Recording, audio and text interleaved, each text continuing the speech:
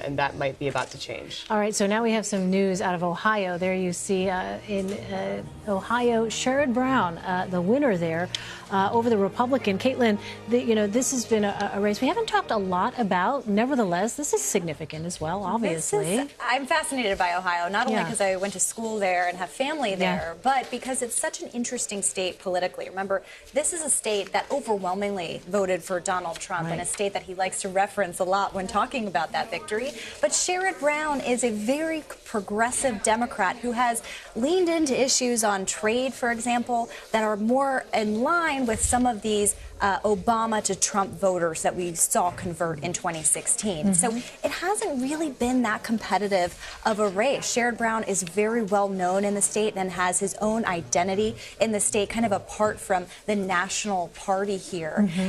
But again, the fact that Democrats are competitive in 2018 in places that the president won overwhelmingly, in places like Ohio, but also places that he barely won but changed the dynamic. You know, Wisconsin, there's competitive races that Democrats are poised to do well. Michigan, also, we're eyeing tonight kind of this Midwestern transition we saw in 2016. Is it swinging back to Democrats this time around? Is it here to stay? Or is it simply just kind of a snapshot in time? Were your relatives excited about this contest?